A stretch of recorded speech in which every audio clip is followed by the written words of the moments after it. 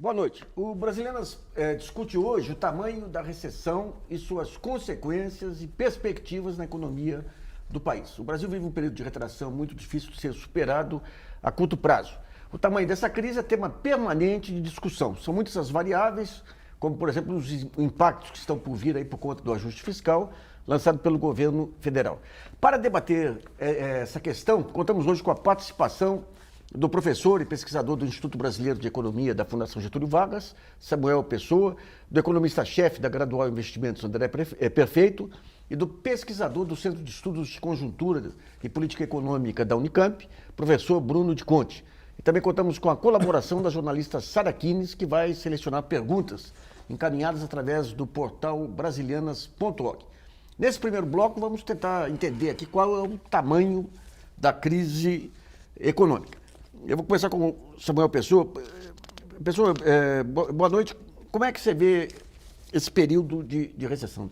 É possível prever daqui 6 meses, um ano, como alguns economistas preveem aí a volta do pêndulo? Está super difícil prever, acho que o André é melhor do que eu nessa arte. O número que a gente está trabalhando no IBRE é para um recuo da economia na casa de 1,5%, 1,2%, 1,5%. Então, acho que nós não estamos na ponta mais pessimista do mercado. Para o ano que vem, a gente está com algum número na faixa de 0,5% positivo. Então, a gente acha que talvez nós passemos no terceiro trimestre, no pior da recessão, e a economia lentamente vai voltando. Eu avalio que os dados de confiança do consumidor, que a gente mesmo, o IBRE, produz, eu acho que eles são um pouco exagerados. Eles estão precificando uma debacle, 3%. Eu acho que a economia não vai ser tão ruim assim e eles vão voltar um pouquinho. Os dados de confiança vão melhorar um pouquinho. Na margem estão começando a melhorar um pouquinho. Mas é horrível, né? 1,5% de crescimento negativo para um país como o Brasil é muito ruim. Agora, na ponta, você acredita que a partir do quarto trimestre já deve estar positivo? Eu acho que deve estar positivo e a média do ano que vem contra a média desse ano deve ser alguma coisa próximo de 0,5%. Esse é o número que a gente está...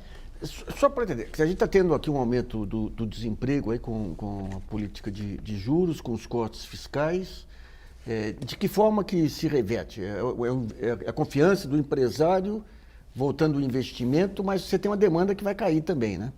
Tem. Acho que a grande dúvida que eu tenho, que acho que pode fazer com que esse nosso cenário esteja errado, é o tamanho da recessão no mercado de trabalho.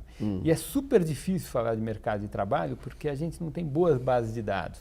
Né? Para a inflação a gente tem um monte de boas bases de dados, mas para o mercado de trabalho ele não sabe direito como ele vai responder.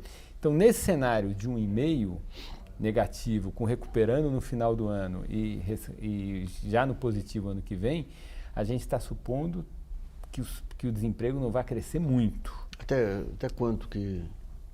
Acho que o nosso número é 6,5% e 7% ano que vem, alguma coisa assim, já melhorando no final. Tá. André, e em relação ao mercado, aí como essa questão de expectativas bate no mercado, mas uma coisa é a precificação aqui de ativos, outra é o investimento na economia real mesmo, né? Como é que você está vendo aí? Bem, as expectativas estão nos piores níveis, né? Saiu o relatório Focus até hoje mesmo, né? E a gente teve uma deterioração da inflação esperada para esse ano, que passou de 9%, você pegar, né, segundo algumas métricas, e você também tem uma inflação para o ano que vem, segundo o top 5, os que mais acertam, acima de 6,40 quase. Né? Então, quer dizer, uma situação bastante preocupante. Né? A gente tem as expectativas muito ruins. A questão desse ano, o tamanho do ajuste, né? E já tenho que admitir que essa projeção, né, é um negócio, uma arte bastante difícil no final das contas. Né? A gente tem que entender a natureza do ajuste. Qual é a natureza do ajuste? É no mercado de trabalho. Né? O que a gente observou nos últimos períodos, né, pelo menos no início desse ano, é que a inflação subiu numa conjunção de vários movimentos simultâneos. De um lado, você teve um processo de realismo tarifário, né, que impôs uma severa perda de renda real das pessoas, né, por conta de colocar vários preços no lugar, gasolina, mesmo eletricidade, por aí vai. Você teve simultaneamente uma maxi desvalorização do câmbio. De setembro do ano passado até agora, o real perdeu 30% contra o dólar, né? Isso ainda não é pouca coisa. Os IPAs da fundação, até você pega de agropecuário, tudo subindo, em alguma medida por conta disso também, né? Tem uma defasagem, vai bater junto. Então sobrou para quem resolver isso? O preço dos serviços, né? A inflação de serviços no Brasil roda em torno de 8%, 9%, né?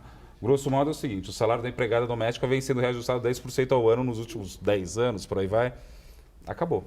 É isso que a gente está querendo ver, né? Agora, concordo com o Samuel no seguinte, é difícil às vezes você conseguir propriamente medir isso, né? Eu uso muito mais o CAGED, porque a taxa de desemprego tem algumas questões ali importantes, mas eu sugiro atenção, acho que pode deteriorar forte a taxa de desemprego por conta até de programas de austeridade, por exemplo, FIES, Pronatec. o Pronatec, tudo isso daí for sendo segurado, vai liberar muita mão de obra jovem que vai começar a procurar vaga de emprego, e aí você aumenta a pé e aí você tem um salto de desemprego. Deixa eu ver, a formação desses jovens é que vai jogar eles no mercado de trabalho ou a desativação?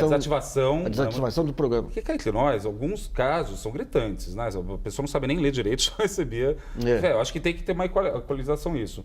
Só que isso tudo, de novo, né? A gente não está qualificando esse pessoal, vai entrar, vai aumentar a base, vai aumentar o desemprego. Aí o que acontece? Aumenta o desemprego, o salário para de subir, a inflação corrói, em termos reais, a gente resolve parte do problema para os próximos períodos. É um ajuste bastante difícil, bastante cruel. É um ajuste clássico. Né? E cruel, né? Classicamente cruel, né? Mas é isso, né? O Banco Central divulgou recentemente um estudo dizendo que está reformulando as correlações aí entre desemprego e inflação, que pode ter menos desemprego para maior efeito sobre a inflação. Você chegou a analisar esses... Eu vi, O RI, né? Deve ter sido um relatório trimestral de inflação que ele soltou isso, não foi? Não, foi um Não, estudo foi à parte. Um paper, em que ele meio disse que as curvas de Phillips, né, que associam desemprego e atos, né, medidas de folga na atividade produtiva com inflação. Sim. E o ponto do relatório é que a gente precisa ter várias medidas de folga dependendo do tipo de inflação que a gente está olhando.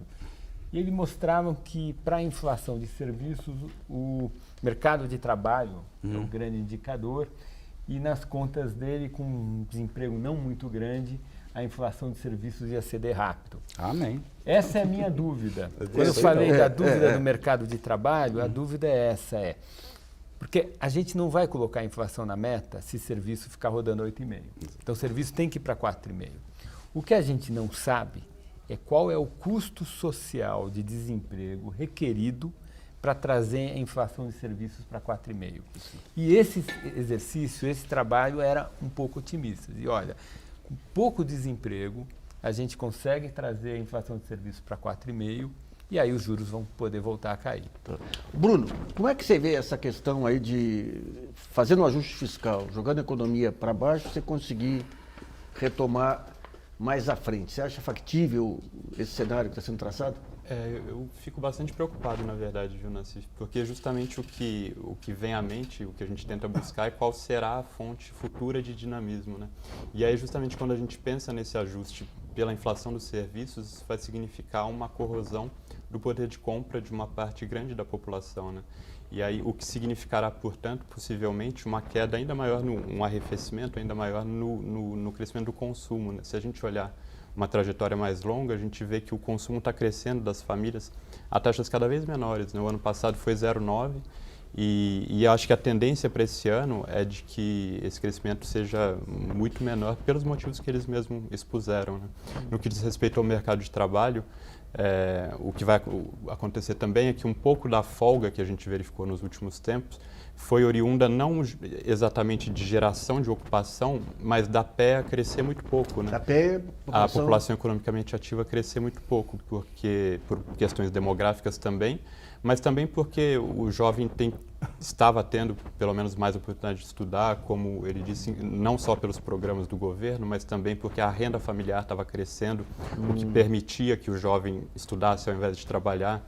Então, nesse sentido também eu fico com um pouco de medo de qual vai ser a elasticidade, a resposta da taxa de desemprego nesse ano, porque uma pessoa sendo desempregada, um chefe de família sendo desempregado, a família toda vai à rua procurar emprego, digamos, né? Então, esses jovens que estavam estudando, por esse motivo que o André falou, mas também pela própria queda de renda, também podem ter que voltar ao mercado de trabalho.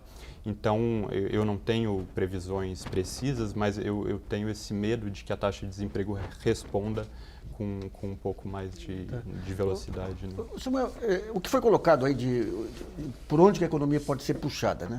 Tem os investimentos que podem vir aí, mas quando fala, por exemplo, investimento em indústria, está ligado ao nível de utilização da capacidade instalada, aí que vai cair com a queda de demanda também, né? Então, de que maneira as exportações elas têm fôlego para puxar, ou a infraestrutura tem fôlego para repor renda e emprego para compensar o que vai ter de queda do outro lado? Eu acho que primeiro tem que mexer nas expectativas. Quer dizer, o investimento despencou no segundo semestre do ano passado, e ele despencou porque a gente estava num regime de política econômica que era visto pelos operadores como um regime não sustentável. Se as pessoas enxergam a política econômica como não sustentável, as pessoas vai bater num muro em algum momento. E aí elas cortam seus planos. As próprias liberações do governo foram todas contingenciadas, também afetando um monte de setores. Agora, né? Então, no fim do ano. Fim do ano já estava. Depois da eleição. Sim. Então, acho que a gente tem que construir um regime de política econômica que seja sustentável. Eu acho que, tendo isso, não falta espaço para o investimento crescer. Acho que a gente vai ter que, no próximo ciclo de crescimento, com a recuperação das expectativas dos empresários, crescer com investimento. Eu não me preocupo muito com demanda. Por quê? Porque o Brasil tem uma tradição de excesso de demanda. Os momentos na economia brasileira em que a carência crônica de demanda agregada, como acontece no Japão, está acontecendo na Europa, são raríssimos. O nosso problema é juro alto e inflação alta. Então, eu acho que a gente precisa organizar melhor a estrutura da oferta, os empresários precisam voltar a ter confiança para investir, que demanda no Brasil baixa um pouquinho o juro, que ela vem forte sempre. Então, nosso problema é muito mais de carência de oferta do que de carência de demanda. Eu queria ver com o André, que mexe com o dinheiro aí, como é que essa questão como é que os juros impactam? Olha, interessante essa questão que o Samuel colocou, acho que aqui nós três vamos concordar com isso. Eu concordo que tem que realmente estabilizar as expectativas. Isso sai completamente fora do lugar. Se você visse o Brasil ano passado, né, você teve várias coisas que aconteceram. A partir de setembro, você falou no segundo semestre, né, que teve essa desorganização toda. Começou um processo de apreciação do dólar frente ao real, que já foi muito ruim, não só o Brasil, como o mundo emergente. São uma série de questões que concorrem simultaneamente. Mas a boa notícia é que, na história do sistema de metas, o sistema de metas começa em 99, com Armínio Fraga.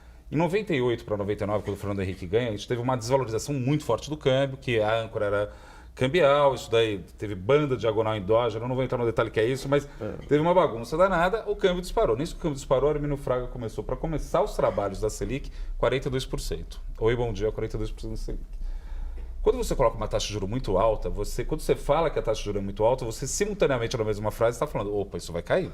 Né? Esse é o espírito da taxa de juros muito alta. O PIB de 99 foi 0,5%. Começaram a cortar a taxa de juros fortemente no ano 2000, o PIB cresceu 4,5%. Então, talvez realmente esse problema de demanda talvez não seja tão grave. Né? O Nelson Barbosa, recentemente, até falou disso, e eu concordo com ele nesse sentido. Porque o Brasil ficou barato. Então, joga esse jogo. A outra coisa que aconteceu, outro período. 2003, quando o Lula ganhou, o Brasil vai virar comunista, empresário, vai sair, R$4 o câmbio. Né? O dólar foi para R$4. O que o Banco Central fez? Tirou de 18, levou para 26 a Selic, assim, numa ida só. 2003 o PIB foi 1,2, saiu cortando em 2004, cresceu quase 6, tá bom? Porque tinha uma ajuda do setor externo, em termos de troca melhoraram fortemente, mas isso mostra que... Na verdade, os termos de troca em 2004 não melhoraram. Então para ver que de repente nem isso teve... Os termos de troca eles começaram a melhorar em 2008. É verdade, isso aí você tem razão. Senão até nem foi a total, achando que, puxa, a gente tinha um superávit comercial significativo, era com os Estados Unidos. O superávit virou bom, depois de 2008, agora virou déficit novo com a China. Mas, grosso modo, do ponto de vista da política monetária, eu acho que eles vão levar a Selic até 14,5%. Nossa, André, é muito alto mesmo, justamente para criar a impressão que vai cair. E outra coisa, o Banco Central, em pronunciamento, fez o comunicado, fez 3 comunicados iguais. Não tem segredo, ele vai dar 50 pontos base na próxima reunião, pelo menos. E no parágrafo 31 ele fez aquele negócio assim, você não entendeu? Deixa que eu desenho para você. Expectativas. Ele deixou muito, muito claro. Só não quer ver quem não quer. Eles estão indo para a estratégia de choque. Né? Então, mas é que tá. Já que 2015 está pertinho, vamos ser Maquiavel 1,01 aqui, né? Tipo, bem inicial. Já que 2015 está perdido, faz esse negócio logo. Resolve isso. Aí ano que vem a gente pode começar a engatar no segundo semestre. Eu estou com um PIB, vou ter que revisar. Estou com 0,9, mas vou ter que revisar para menos. Estava com menos 0,9, vou ter que revisar para menos 1,5 esse ano, facilmente, né? Mas você faz um processo de tá muito ruim, aí começa a melhorar o ano que vem, a inflação vai ceder, porque preço administrado, boa parte já foi feito, câmbio já resolveu pouco, aí a economia vai ter embicando, ele sai cortando a taxa de juros para dar um efeito, olha, muito bom ano que vem. Mas vamos pegar o seguinte, um dos pontos centrais aí das expectativas é a relação dívida-PIB. Sim. Você tem um PIB caindo e você tem uma taxa de juros jogando a dívida para cima e um superávit primário aí de 1,2 que muita gente acha que não vai dar. Não vai dar. Aí eu acho que tem um nó que faz o momento atual ser mais parecido com 99 do que com 2003, que é na política fiscal. Porque em 2003, 2002, 2003, a gente teve uma crise só de expectativa. Tinha todo o aumento do Lula e tal, mas a situação fiscal foi muito confortável. O Malan legou para o Palocci um superávit primário de 3% do PIB, obtido só com receita recorrente, bonitinha, sem nenhuma pedalada, sem nada. Então, você não tinha um problema fiscal, você tinha um problema de dívida dolarizada, de patrimônio mal, estrutura de passivos ruins e principalmente de expectativa. A nossa situação hoje é mais parecida com 98. Em 98 a gente tinha um déficit primário, tinha que fazer um primário alto e, de fato, a partir de 99 a gente construiu 2,5 já em 2003. E agora a gente está numa situação parecida com 98, com déficit primário e tem que construir. O problema é o seguinte, lá atrás, no governo FHC, a gente construiu esse primário só com aumento de receita, aumento de imposto. Não foi corte de gasto, um pouquinho de corte de gasto, sei lá, 4/5 aumento de imposto, 1/5 corte de gasto, ou 3/4 uma coisa, 1/4 a outra. E eu acho que é a mesma coisa agora. O problema é que o espaço fiscal que a gente tem para aumentar a carga tributária, apesar da necessidade ser a mesma, o espaço fiscal é menor porque a carga tributária hoje é maior. Então a gente tem um problema fiscal que eu não sei como resolver. E o problema é que esse problema fiscal, ele cada ano aumenta, na minha conta, 0,39 pontos percentuais do PIB. Isso quer dizer o seguinte, só em cima do que já está estabelecido? Todo o nosso, que eu chamei de contrato social da redemocratização, são as regras de elegibilidade e evolução dos valores e benefícios dos diversos programas sociais, desde 91, requerem que o gasto público aumente 0,39 pontos percentuais do PIB todo ano, nos últimos 23 anos, e é um reloginho, com pequenas oscilações ao longo do ciclo econômico, mas tem corrido desse jeito. Então, a cada ano, o buraco fiscal aumenta quase que 0,4 pontos percentuais do PIB. Você tinha que ter crescimento para poder sustentar esse modelo. E como é que, o Bruno, como é que vocês da Unicamp estão vendo, digamos, essa questão dessa política fiscal? Pode ter um desmonte do Estado Social aí que foi articulado nos últimos anos? Esse é um medo, né? Porque, na verdade, essa elevação que o Samuel estava comentando do gasto público foi, em grande medida, com gastos sociais também, né? Não, 85%. Quase tudo. Quase tudo, né? Pois é. Então, realmente vira uma sinuca de bico de onde cortar isso, né?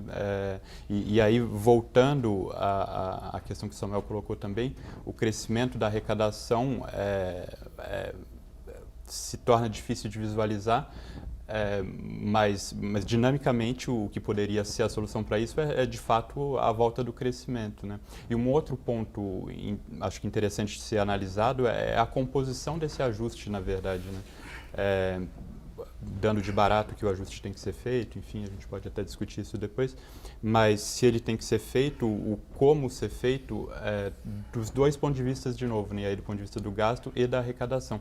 E com isso, evidentemente, eu tô falando de uma estrutura tributária que a gente tem que é extremamente regressiva, né? É evidente também, isso não pode ser resolvido da noite para o dia, enfim, mas é algo que acho que não pode estar fora também de um debate que tente pensar nessa questão do orçamento e dos gastos públicos. E daí então, você tem um nó que uma fragilidade política hoje que impede claro. avançar qualquer discussão mais... Com certeza, mas acho que isso não pode estar de fora do debate, né? Então, os impostos sobre herança, imposto sobre grande fortuna, a própria redução, digamos, dos impostos indiretos em favor dos impostos diretos, né? Quer dizer, eu concordo plenamente que é um momento extremamente difícil, delicado e não está no horizonte de se resolver esse ano, né? Mas tem que estar no plano dos debates, pelo menos isso tem que estar presente também. Vamos a uma pergunta enviada através do portal brasilianas.org, selecionada pela jornalista Sara Kines. Lembrando que o programa é ao vivo e você ainda pode enviar sua pergunta. Sara. Olha, Nassif, a gente tem uma pergunta aqui do Bruno Conde, de São Paulo. Ele quer saber a respeito da cartilha econômica, né, da presidente Dilma e do ministro Levi. E ele cita os economistas progressistas que criticam e que dizem que eles estão cortando gastos atingindo as classes mais desfavorecidas, estariam transferindo riquezas para os bancos e para 60 mil famílias mais ricas através do aumento galopante dos juros. Aí ele quer saber se há algum momento na história onde essas medidas ortodoxas se traduziram em progresso social. Acho que é para você, provavelmente o espectador tem uma visão diferente da minha, mas eu acho que os 8 anos do governo Fernando Henrique Cardoso foi um momento na história que a gente fez um ajuste duro, mudanças institucionais importantíssimas, principalmente a lei de responsabilidade fiscal, e eu avalio que uma boa parte do crescimento do governo Lula é colheita das reformas institucionais do FHC. Da mesma forma que eu acho que o milagre brasileiro é colheita das reformas institucionais do PAEG, do Castelo Branco. Então eu acho que reforma microeconômica, reforma institucional melhora a eficiência da oferta, porque eu acho que o Brasil tem sempre deficiência crônica de oferta, a gente não tem evidência na nossa história de muita carência de demanda, é sempre carência de oferta. Só para pegar um ponto, você tem, dentro desse modelo trilhado aí pelo Fernando Henrique, seguido pelo Lula e pela Dilma, você tem uma política de câmbio que não conseguia permitir que houvesse uma competitividade aqui da indústria brasileira para poder até se apropriar desse aumento do consumo também, né? Eu concordo integralmente. Eu não vejo saída para isso, porque para mim o câmbio baixo no Brasil, o câmbio valorizado no Brasil, está associado a uma economia política que produz baixíssima taxa de poupança. O Brasil tem uma taxa de poupança de 17% do PIB. Os Estados Unidos, que é um país que poupa pouco, já está poupando mais do que a gente. E é um país mais velho e rico. Japão, pegar todos os países que fizeram a transição de renda média para países ricos na segunda metade do século XX, todos eles, no momento que estavam sendo construídos, tinham taxas de poupança acima de 30% do PIB. Essa poupança é constituída em quais setores? Você tem poupanças da família. Mas o que representa percentualmente? Então, se você pegar países asiáticos, em geral eles poupam alguma coisa como 30%, 40% do PIB. Poupança do governo é uns 5%, poupança das famílias é uns 15%, poupança das empresas outros 15%. Dá alguma coisa como 40%. A China, o número claro da China que eu vi outro dia é 22,5% de poupança das famílias, 22,5% de poupança das empresas e 5% de poupança do governo, gerando 55% do PIB de poupança. Se você poupa muito, a demanda por serviços é baixa. Aí os salários ficam mais baixos, a indústria fica mais competitiva. Porque o que importa para a indústria não é o câmbio, é a razão câmbio-salário. Sim. E o Brasil tem câmbio-salário ruim para a indústria. E não é à toa que esses países... Esse componente do serviço sendo o contraponto aí é mais recente, né? Porque quando se pegavam as análises de poupança e investimento lá atrás, o componente de serviço não tinha tanto peso assim, né? Para explicar. Você tem razão. O Brasil, se a gente pegar até os anos 80, a gente tinha uma taxa de poupança maior do que a gente tem hoje. Surpreendentemente, a gente entrou nos bônus demográficos e, conjuntamente com o bônus demográfico, a poupança deveria subir. A poupança, na verdade, caiu. Então, a poupança dos anos 70, que a gente tinha muita criança, era alguma coisa próxima de 22% do PIB. Hoje nós estamos com 16%, depende de 15%, depende do ano, depende da metodologia. Subiu agora um pouquinho porque mudou a metodologia do PIB. Por que a gente, apesar de entrar no bônus demográfico, que é quando o período de desenvolvimento demográfico a poupança é máxima, nossa poupança caiu? Porque a nossa entrada no bônus demográfico coincidiu com a redemocratização. E a redemocratização trouxe essa economia política que tem um lado super bom, que é a gente enfrentar as nossas diferenças, nossas desigualdades, nossos problemas, mas isso gerou uma pressão sobre o gasto público que gerou uma poupança muito baixa para um país de renda média que precisa ser construído. A gente precisa fazer metrô, a gente precisa fazer toda a infraestrutura e não tem poupança para fazer isso. Bom, vamos para o primeiro intervalo e Brasilianas.org volta já.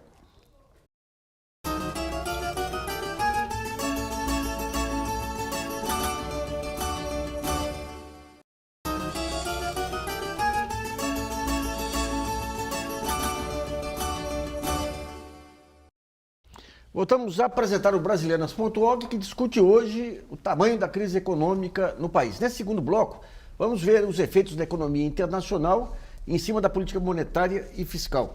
Então eu queria ver, retomando aqui, Samuel, por exemplo, você tem hoje, a economia internacional ainda não se recuperou. Você tem um país que já está em recessão como o nosso, assim, acentuar a recessão com objetivos fiscais não acaba criando um peso excessivo aí em cima de política fiscal e monetária? Em cima das consequências sociais e do nível de atividade? No certo sentido, acaba. Seria muito melhor que nós pudéssemos fazer política contracíclica como a gente fez em 2009. O problema é que essa desaceleração da economia, no meu entender, é fruto dessa perspectiva de nós estarmos lá atrás numa trajetória não sustentável. Então, fomos nós que criamos problema para a gente mesmo. E o caráter não sustentável da nossa trajetória era principalmente na política fiscal. E aí não tem jeito, porque a gente teve um déficit muito alto ano passado, tanto primário como nominal, e eu acho que era a percepção desse déficit começou a colocar nas pessoas perspectiva da dívida pública crescer em bola de neve. Então, mas vamos pegar só essa questão do déficit e nível de atividade. Quer dizer, quando você tem um nível de atividade melhor, você tem uma arrecadação melhor também. A arrecadação, ela responde mais do que as despesas de governo. A Argentina, eu lembro até um pouco antes da quebra da Argentina, que a Standard & Poor's fez uma avaliação positiva de um pacote fiscal em cima de uma economia que estava quase morta lá, né? Então, nesse sentido, esse efeito redução de PIB sobre a questão fiscal não tem que ser considerado também? Qual que é a medida correta aí para... Não, você tem que fazer o déficit primário ajustado ao ciclo econômico, né? Tem essa medida. E a taxa de juros também, se quiser manter a relação dívida-PIB... Então, a taxa de juros ela é usada para enfrentar a inflação, que está altíssima, né? Esse é o problema. O problema é que a gente passou por uma desaceleração entre 2011 e 2014, uma desaceleração fortíssima, que não resultou em redução da inflação, porque essa desaceleração foi fruto de uma desorganização da estrutura de oferta da economia.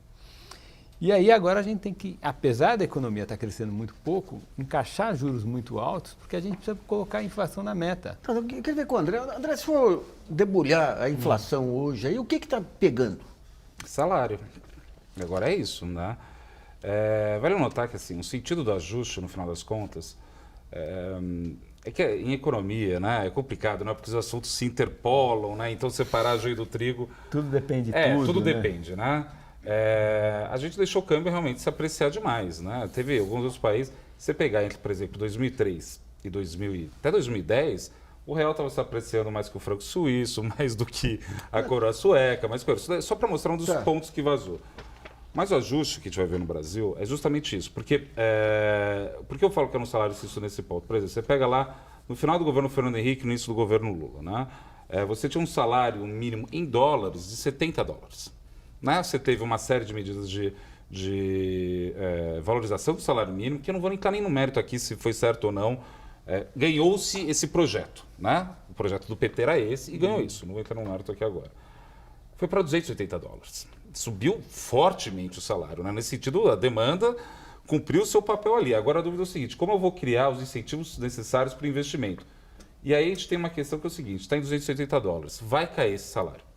A gente tem que ajustar esse salário. Valorização cambial, você já resolve parte do problema, mas também vai segurar, aumentar o desemprego, segura o salário, e por aí a gente vai ajeitando um pouco isso.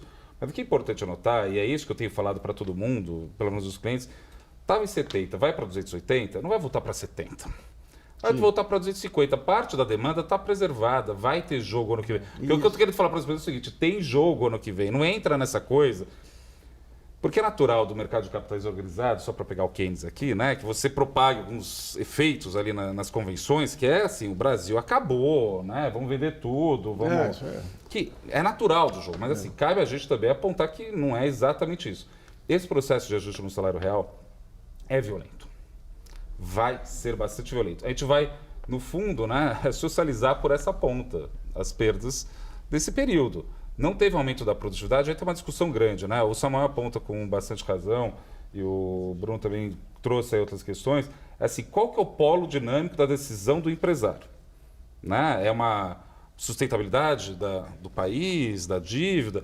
Mas olha só curioso, em 2003, quando o Lula entrou, 30% da nossa dívida era cambial e outros 50% era pós-fixado em LFT. Ou seja, se o câmbio explodia, o dólar ficava forte, 30% já disparava, outros 50% tinha que ir atrás para dar conta, né, da inflação. Hoje em dia, a parcela vinculada a câmbio é zero, tem uma parte em swap ali, mas é netado em real, então eu estou dando um desconto ali que não, na verdade é isso. A parte pós-fixada caiu fortemente, a pré subiu e a NTNB, que é inflação, mas uma parte pré, uma parte pós-fixada. Hoje a dívida pública é extremamente mais bem administrável do que era um tempo atrás. Isso que eu fico apontando para os clientes toda hora. O duration, o tempo de duração médio da dívida pública. No início do governo Lula, 2000, concordo que foi o Plano Real, em alguma medida, que organizou um pouco essa bagunça. Eu acho que o Plano Real teve um ganho significativo mesmo, não é isso. Mas a duração da dívida pública era 7 meses, 3 meses, agora tem 45. É outro país. A gente está olhando o Brasil, esse é o meu ponto o tempo todo. A gente olha o Brasil como se fosse a mesma coisa o tempo todo. O Brasil mudou. Por exemplo, questão de inflação, só para pegar e fazer a provocação aqui, a inflação do serviço tem subido e é bastante, verdade, tem subido bastante. Só que quando você cria um índice de inflação, agora eu vou falar um pouco técnico, mas não é tanto, é uma cesta média de consumo da população. Só que o Brasil é tão desigual, que ele teve que criar 2 índices de inflação, o IPCA e o NPC, né? Porque se a gente fosse pegar o meio, não ia pegar quase nada do consumo. No IPCA, o 5º maior peso é empregado doméstico, que está subindo 10% ao ano todo ano. Mas eu queria avisar vocês todos, enfim, que não dá para ter mais empregada doméstica. Um país sério... Estão importando das Filipinas agora, isso aí... Estão importando as Filipinas, né? É uma coisa... Você vai para Paris, Nova York, ou até aqui perto, não tem elevador de serviço, não tem corte de empregada. Saiu um relatório da Organização Internacional do Trabalho 2 anos atrás, a gente tem 13% das domésticas do mundo. E é isso que eu quero apontar. Quando a gente fala de economia, a gente está falando de discussão de como construir um país. André, esse dado aí, eu vi esse paper, esse dado estava errado. Ah, não, cara, Organização Internacional do Trabalho, vai. Olha, aí a gente vai... André, não, tudo bem, em organização... Tá bom, segundo esse trabalho, o Brasil tem mais domésticas do que a Índia. O Brasil não tem mais domésticas do que a Índia. Qualquer pessoa que foi à Índia, olha... A população da Índia é 4 vezes a brasileira, a desigualdade é enorme. Até que tá, mas você que vamos concordar que 17% da mão de obra feminina é empregada doméstica. Eu também fiz outra conta nesse trabalho, né? Porque esse trabalho é assim, o Brasil tem 200 milhões de habitantes. Isso. Né? Então, se você pegar esse trabalho e calcular número de domésticas como proporção da PEA, o Brasil não era o primeiro do mundo, o Brasil era o 10º. Não era nenhuma maravilha, mas a gente era o 10º e tinha vários países na frente da gente. Em geral, são países exportadores de petróleo, árabes, que aí é 40% e alguns países da América Latina. Inclusive, a Argentina tem muito, quase quanto. Tem bastante Argentina. Muito. E sabe outro país que tem muito? Costa Rica, que eu fiquei surpreso. Tem mais empregado do que o Brasil, a Costa Rica, proporcional à PEA. Não, mas é que tá. E o motivo é que a Costa Rica é do lado de El Salvador. Então, vê. Então fica todo mundo imigrando. Não, de repente a gente vai ter uma situação muito agradável daqui ao tempo, porque a gente vai importar da Filipinas e da Bolívia. Nessa coisa de empregada doméstica, o Brasil não está tão médico fino. Cubano não pode, então, empregado de Filipinas. Mas o que eu quero apontar é o seguinte, a gente viveu esse período, já a ascensão de uma classe D que virou C, e também teve a elevação do salário mínimo. É isso que a gente está apontando aqui. O que eu quero falar com muita tranquilidade é que isso é difícil mudar. Existem certos hábitos de consumo, coisas que a gente está acostumado com o Brasil, que está mudando. Por exemplo, até a gente estava comentando aqui antes do programa começar. Em 2005, 10 anos atrás, a taxa de juros real no Brasil era 12%. Vamos combinar aqui entre nós que era bem fácil ganhar dinheiro no mercado financeiro, não tinha muito segredo. 12% taxa de juros livre de risco. E com o câmbio apreciando. Com o câmbio apreciando? Fácil. Agora, a gente está mudando. Não tem resposta simples, esse que é o ponto. Acho que um programa que nem esse, que está se discutindo aqui, é assim, olha, tem uma coisa do Pacto Federativo que a gente tem que pensar. Tem uma questão, por exemplo, da regressividade dos impostos que você falou, que é verdade. É óbvio que a gente tem que discutir isso. Agora, o que me deixa angustiado, que me fico pensando assim, puxa, não, o que é o caminho? Qual que é a liderança política suficientemente forte para fazer esse processo? E, infelizmente, eu acho que a presidente Dilma perdeu essas características. É muito difícil falar isso. Eu não acho ela uma pessoa, na física, ruim. Tem muita histeria nessa discussão. Eu acho que até Freud ajudaria bem mais a gente do que propriamente a economia. Mas qual é o projeto de país que a gente quer? E isso daí se perdeu. Então, deixa eu perguntar para o Bruno, então. Quer dizer, uma coisa são as ideias que circulam aí, os conceitos aí, tanto chamados neoliberais quanto desenvolvimento. Isso, outra coisa é a maneira como a presidente implementa. Mas se for fazer um balanço de políticas de desenvolvimento aí nos últimos anos, o que você veria aí de positivo? Não há dúvida que houve equívoco, sim. Eu concordo plenamente com o Samuel em relação a alguns dos pontos que ele coloca como equivocados. Eu acho que, por exemplo, o que eu leio desse primeiro mandato da Dilma é que ela tentou, a toda maneira, colocar os preços macroeconômicos no lugar certo, digamos assim, para de alguma forma estimular o investimento privado, né? Acho que essa foi um pouco a obsessão. Ou seja, trazer juros para o nível internacional. Juros baixos, câmbio estável e num patamar mais elevado.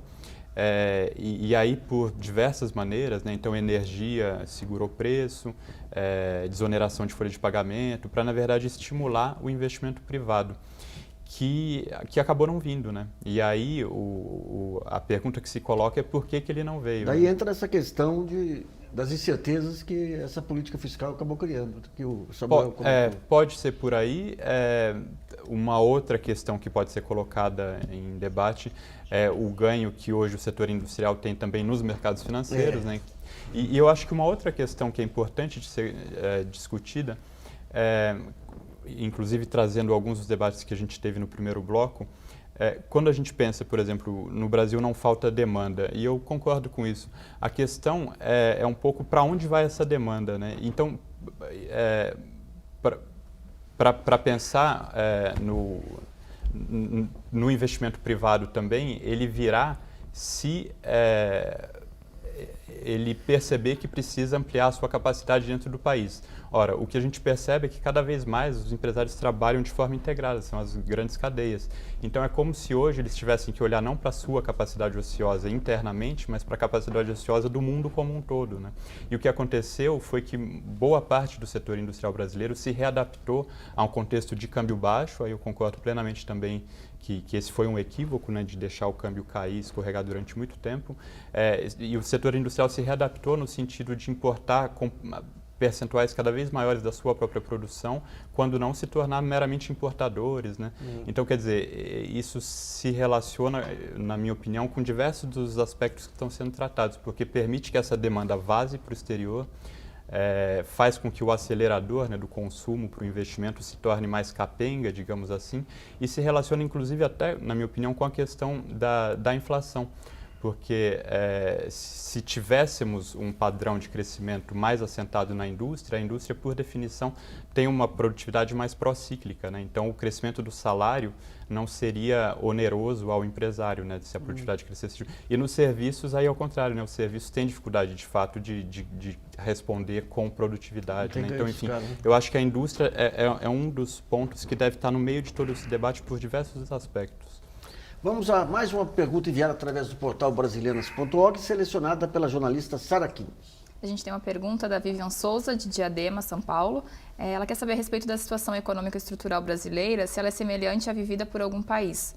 E ela cita o professor Samuel, que falou que o país mudou a matriz econômica. E ela quer saber se existe algum fenômeno semelhante em outra nação. Eu acho que um país que tem uma carência de demanda, de oferta crônica como a gente, ou seja, juros muito altos, poupança muito baixa, inflação muito alta, eu acho que o Brasil é meio único na intensidade do fenômeno. A escassez é um fenômeno universal, né? Mas no Brasil ela é mais premente. Eu acho, a gente estava discutindo a questão do câmbio baixo, eu não acho que o câmbio baixo foi um erro da política econômica. Eu acho que o câmbio baixo é uma consequência da nossa economia política. Você é um país que chegou no nível de desenvolvimento social e político antes de ter tido desenvolvimento industrial? Exatamente, exatamente. É um país que o desenvolvimento político, a democracia, a forma como as escolhas são feitas, gera um padrão de consumo que é incompatível com a nossa produtividade, com o nosso sistema educacional, gerar uma indústria forte. E Bom, aí, eu não... Bom, vamos retomar essa discussão no próximo bloco. Brasileiras.org, volta já.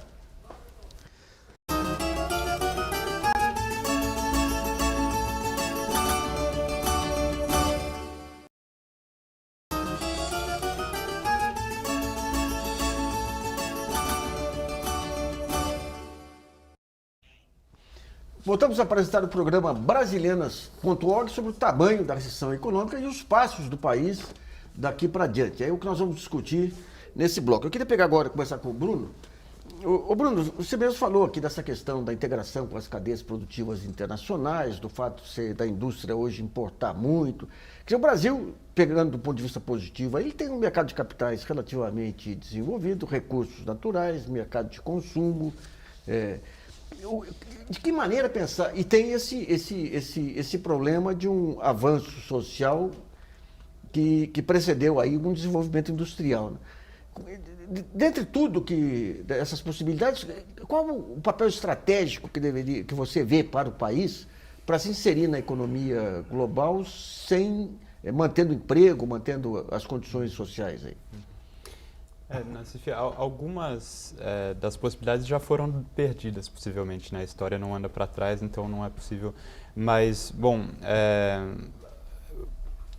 uma das cadeias que se apresentava, na verdade, como promissora, e agora essa dificuldade toda ligada à Lava Jato tem mostrado que talvez não seja uma panaceia, é a indústria do petróleo, né? É uma que poderia... por exemplo, pela via da exigência dos componentes nacionais e integrando com todo o restante da cadeia, puxar não só a demanda, mas, enfim, estruturar um nicho industrial, digamos, que poderia ser de um alta grande exportador tecnologia, grande se completasse o ciclo, né? Gerador de emprego, enfim, gerador de divisas, inclusive, né? Mas claro que tudo isso também fica dificultado num ano como esse, em particular por causa da Operação Lava Jato. Né? Samuel, qual a visão estratégica? Você tem um nó que você colocou bem aí, o Brasil ele tem um nível de desenvolvimento social hoje que impede as soluções convencionais aí de competitividade e tudo, mas o que resta ao Brasil, na sua visão? Eu acho que a gente tem que iniciar com essa restrição. É um país que poupa pouco e que não vai poupar muito nunca, a menos que a gente troque o povo. Com democracia, com a sociedade que a gente tem, eu acho que a gente tem essa restrição. Essa restrição é dura, não é fácil solucionar. Por quê? Porque se é um país que poupa pouco, a gente vai ter que pegar uma parte da poupança de fora. E se parte da poupança vai ser de fora, necessariamente a gente vai ferrar um pouco a indústria.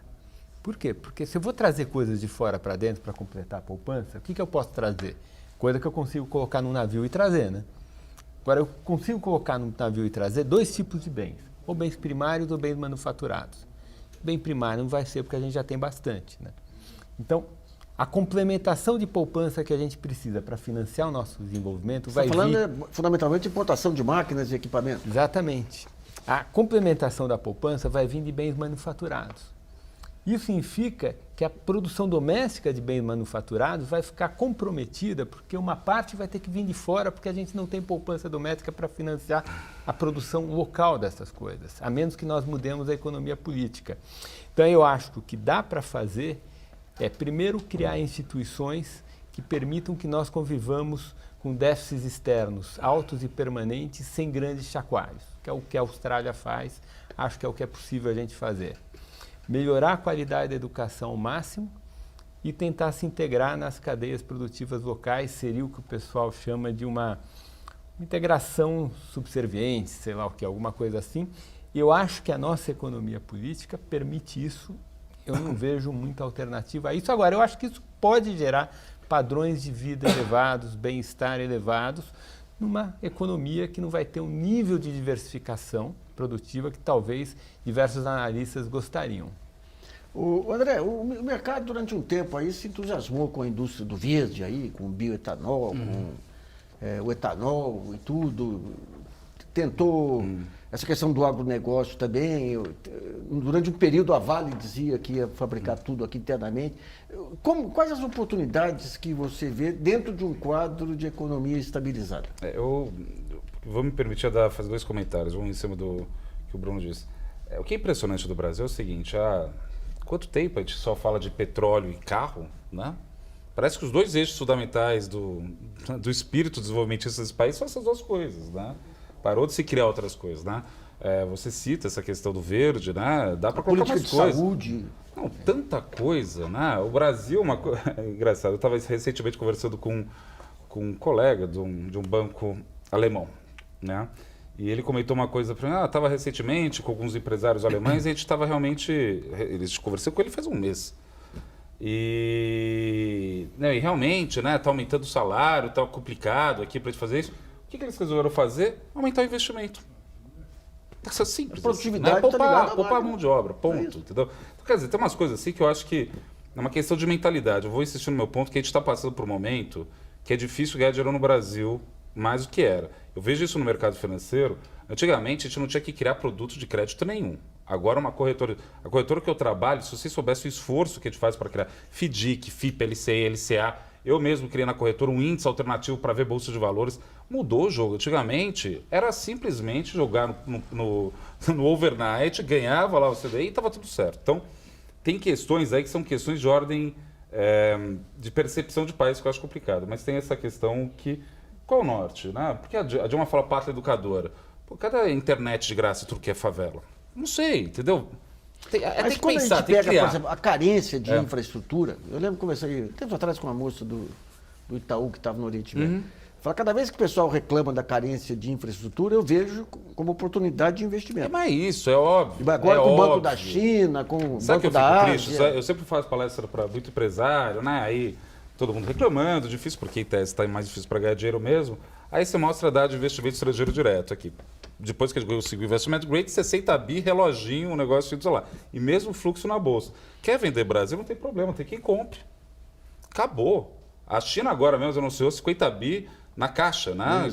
Isso e olha, tem que ficar atento, porque estão vindo mesmo. Estão vindo, não é brincadeira, né? Estão vindo mesmo. Mas aí valoriza o câmbio, né? Então, mas é que tá, esse é o jogo que tem que fazer. Vai Porque valorizar se o câmbio? vai entrar 50 bi por ano de capital financeiro, tem que entrar 50 bi por ano de bens e serviços também, né? Não, mas daí a gente pode Porque fazer não dá para vir só o capital financeiro, tem que ver o 2. Não, tudo bem, E que se vai isso. entrar 50 bi por ano fundo de bens soberano e aí também, serviços...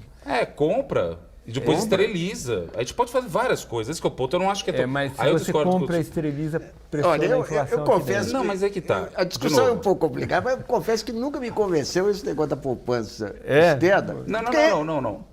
Pega, então, mas calma, tem que tomar cuidado, porque já tomou uma invertida, né? Deu fim neto, então para nos lembrar, né? Que às vezes você fica poupando, de repente muda as condições muito rápido, você toma um chacoalho ali também. Mas é que tá, é o povo que a gente tem. Do jeito que a gente pode. E a gente tem que continuar criando um discurso, tem que ser. Eu discordo, é uma discordância minha, de que é meio quase fatalista, né? A gente tem que tentar ver aí como a gente pode organizar melhor esse debate. Tem muita coisa para ser feita. O que eu não consigo ver agora, e isso que me dá muita aflição, o Lula, por exemplo. Vou pegar o FHC e o Lula. O FHC entrou com uma missão muito simples e ele entregou. A gente tem que organizar o Estado brasileiro, que estava completamente desorganizado em vários sentidos. Né? Começamos a criar algumas instituições que hoje deu numa Polícia Federal que está investigando. O período da ditadura, que tem umas pessoas que acham que ainda é legal falar, que é um absurdo, ridículo alguém falar um negócio desse, criou um hiato de liderança política, de liderança institucional, tudo isso daí que agora a gente está começando a construir. Fez isso, entregou isso. O Fernando Henrique entregou parte importante desse ajuste. O Lula, o que ele fez? Criou várias coisas, além de petróleo, de automobilismo, ele estava criando toda essa ideia, esse conceito de classe média. Quanta coisa aconteceu no meio do caminho disso que é fenomenal. Agora, a gente tem que continuar criando uma narrativa, uma história que dê para funcionar. Não, eu fico assim, com o coração... Fica parecendo que eu sou pessimista, não é isso não. Eu acho que do ponto de vista do desenvolvimento institucional, Sim. desenvolvimento institucional, o Brasil deve ser o melhor emergente que tem, junto com o Chile, É um provavelmente. país Ah, com desculpa, democracia desculpa, estabilizada aí. Só- Não, então, justiça independente, Ministério Ah. Público, Polícia Federal, regras, separação de poderes, uma Estava imprensa conversando atuante. recentemente com uma investidora americana. Então, que ela- nesse... Desculpa, por favor. Não, vai lá, não. Não, mas é só para fechar o raciocínio. É muito mais simples entender Brasil do que entender Índia, do que entender Rússia. Então, China. Então, quer então dizer, eu tem, acho assim, né? do ponto de vista de desenvolvimento institucional, eu não vejo problema, acho que a gente é super avançado. É isso aí. Né? O que eu acho é o seguinte, a crítica que eu faço à nova matriz econômica é que eu acho que a nova matriz econômica, independente da qualidade da implementação, que eu acho que também Você está foi falando a difícil. nova, que vem do Guido? É e... do É Guido, isso, isso. Guido, é isso que eu Eu estou tô falando Vale, de né? política econômica de 2009 a 2014, Isso. que eu acho que é a maior responsável pelos problemas que a gente tem tido Não, hoje. mas Eu uma tenho coisa essa é pegar visão. o conceito, outra coisa é pegar a Agora, implementação. Né? mas deixa eu dizer qual o problema da nova matriz econômica.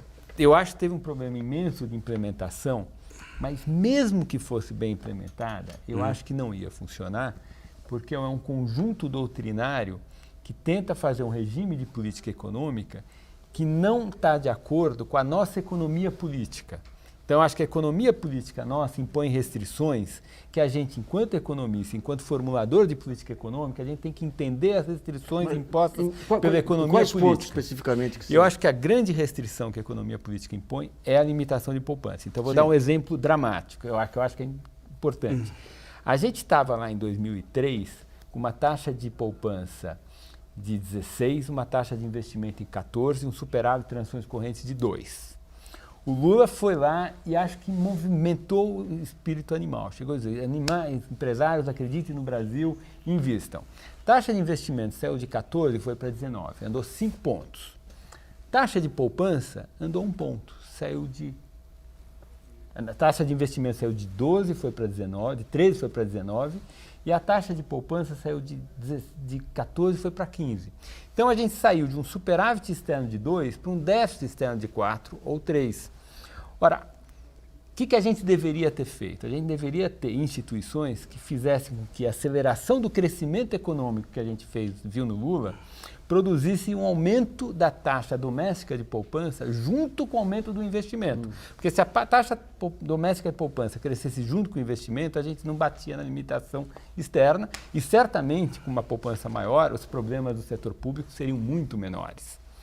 Ora, agora, por que o investimento subiu 5 pontos percentuais e a poupança não subiu praticamente nada?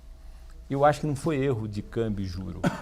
Eu acho que a economia política impede esse ajustamento da poupança. Por quê? Porque quando a situação melhora um pouquinho, o Congresso Nacional se reúne e toma decisões que o resultado da decisão é impedir que a ligação que em geral existe nos países asiáticos entre a aceleração do crescimento e o crescimento da poupança, no Brasil fique neutralizado. Você não tinha nem crédito aqui para o consumo aqui antes? Aqui ele está falando, desculpa se eu te corrijo se eu estiver errado, medidas, por exemplo, que nem valorização do salário mínimo muito forte, Sim. coisa do tipo, é isso, né? Que acaba roubando. Exatamente. É isso que uma você está falando, parte né? do crescimento da renda que deveria ter sido Poupado, volta de novo para o não é consumo. poupado, a Infelizmente- gente tem que ir para o consumo Infelizmente, externo. o programa brasilianas.org sobre a crise, o tamanho da recessão, termina por aqui. Agradeço muito a participação do professor e pesquisador do Instituto Brasileiro de Economia da Fundação Getúlio Vargas, do Samuel Pessoa, do economista-chefe da Gradual Investimento, André Perfeito, e do professor e pesquisador do Centro de Estudos de Conjuntura e Política Econômica da Unicamp,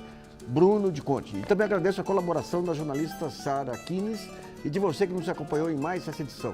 E lembre-se, pode continuar colaborando e vendo sugestões, textos e vídeos para o portal brasilianas.org. Esse espaço aqui também é seu. E voltamos na próxima segunda-feira, às 8 horas da noite. Até lá.